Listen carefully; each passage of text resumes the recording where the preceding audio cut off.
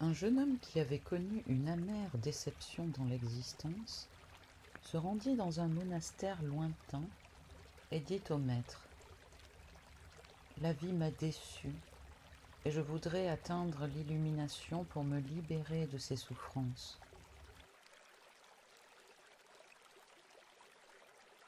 Je ne pourrai jamais consacrer de longues années à la méditation, à l'étude et à l'austérité.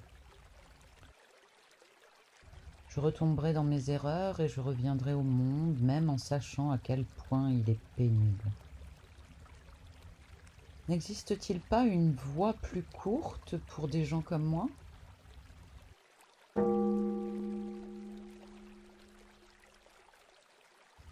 Il y en a une, dit le maître.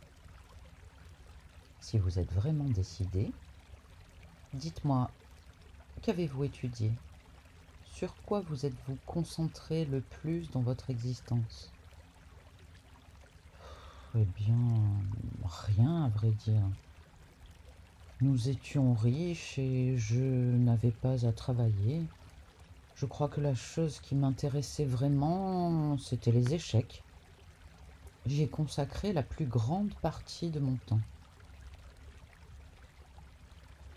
Le maître réfléchit un moment, puis il dit à son domestique : « Appelle le moine un tel et dis-lui d'amener un échiquier et les pièces. » Le moine revint avec un échiquier et le maître disposa les pièces.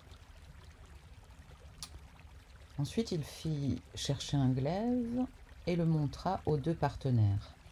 « Ô moine, dit-il, tu as fait vœu d'obéissance à mon égard, et maintenant je l'exige de toi. Tu vas jouer une partie d'échecs avec ce jeune homme, et si tu perds, je te couperai la tête avec ce glaive. Mais je te promets que tu renaîtras dans la terre pure. Si tu gagnes, je couperai la tête de cet homme. Les échecs sont la seule chose à laquelle il se soit sérieusement consacré, et s'il perd, il mérite de perdre la tête aussi. »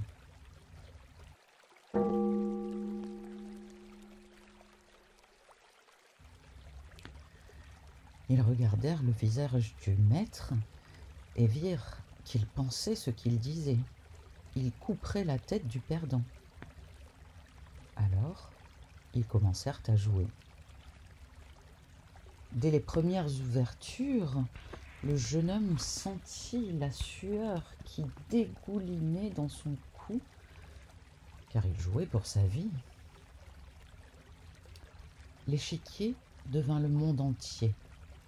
Il se concentrait entièrement sur lui. Au début, il fut plutôt mal en point.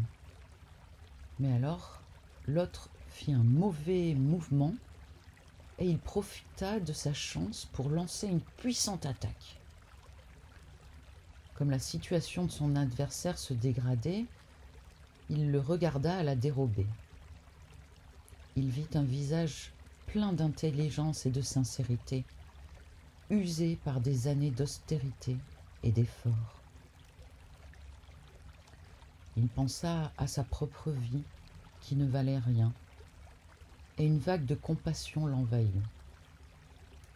Il commit délibérément une faute, puis une autre, ruinant sa situation et le laissant sans défense. Soudain, le maître se pencha et renversa l'échiquier.